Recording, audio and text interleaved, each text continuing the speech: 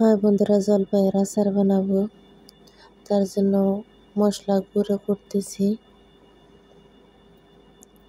জলপাইয়ের সিজন চলে যাচ্ছে, আচার তো বানাইতে হবে, তাই সব ধরনের মশলা গুঁড়ো করে নিতেছি।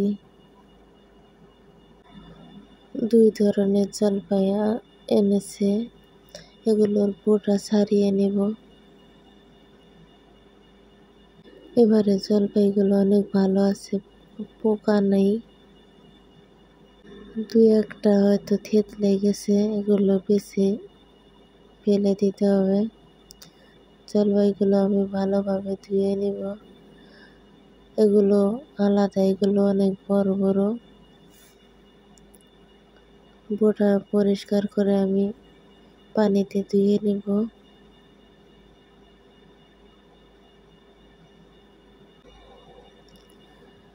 ভালোভাবে ধুয়ে তারপর এগুলো মাঝখানে পাল্টা করে নেব, যাতে ভিতরেও ভালোভাবে সিদ্ধ হয়।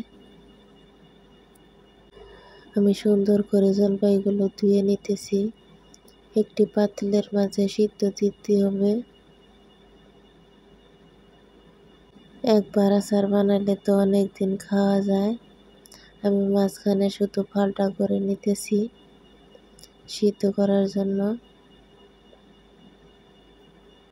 জলপাই অনেকেই খায়, আবার অনেকেই খায় না। আমার ঘরে রাখাই লাগে। সিদ্ধ দিয়েছি, দেখেন সিদ্ধ হয়ে গেছে।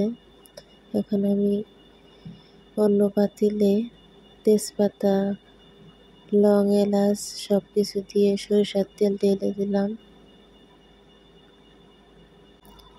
তারপর এর মাঝে আমি চিনি দিয়ে দিব, মশলাপাতি সবগুলো দিয়ে দিলাম। রসুন বেশি করে দিতে হয়, রসুন বেশি দিলে ঘ্রাণ ভালো হয়। পাঁচফোড়ন সব কিছুই পরিমাণ মতো দিয়েছি। এগুলো একটু নাড়াচাড়া করার পরে আমি জলপাই দিয়ে দিয়েছি। কালারটা কিন্তু দারুণ হয়েছে না? এগুলো ধীরে ধীরে নাড়াচাড়া দিতে দিতে একা একাই ভেঙে যাবে।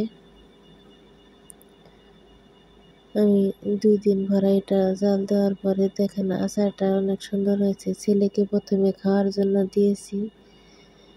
ছেলে বলতেছে, আম্মু অনেক মজা হয়েছে। আসলে ভিডিওটি কেমন হয়েছে অবশ্যই ভালো লাগলে লাইক, কমেন্ট, শেয়ার দিয়ে পাশে থাকবেন নতুন নতুন ভিডিও পাওয়ার জন্য।